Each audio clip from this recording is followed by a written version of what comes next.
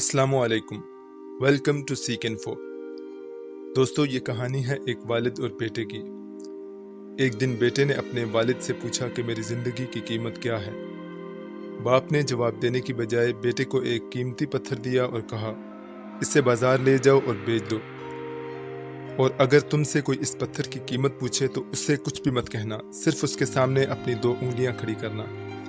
لڑکے نے ایسے ہی کیا، پتھر بازار میں لے گیا۔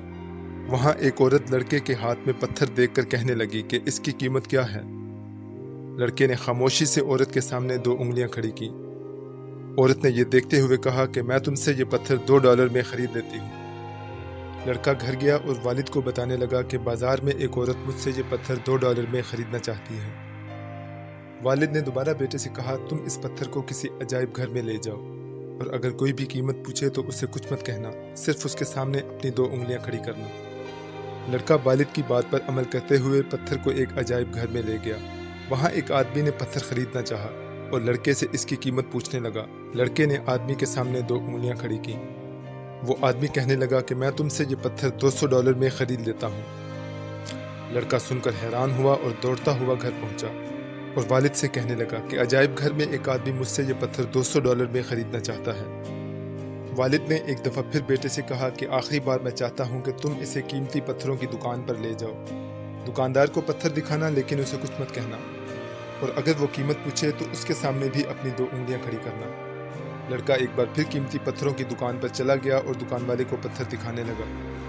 دکان والا دیکھتے ہی فوراً بولا، تمہیں یہ پتھر کہاں سے ملا ہے؟ یہ دنیا کے انتہائی نایاب اور قیمتی پتھروں میں سے ایک ہے، میں اسے ضرور خریدنا چاہوں گا۔ تم مجھے یہ پتھر کتنے کا بیچو گے؟ لڑکے نے جواب میں 2 انگلیاں کھڑی کی۔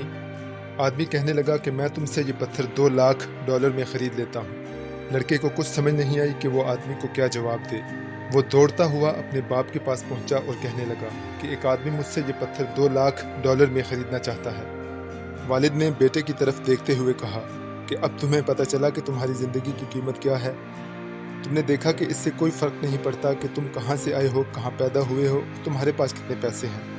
فرق اس بات سے پڑتا ہے کہ تم اپنے آپ کو کس جگہ رکھتے ہو اور زندگی میں خود کو کس طرح لے کے چلتے ہو۔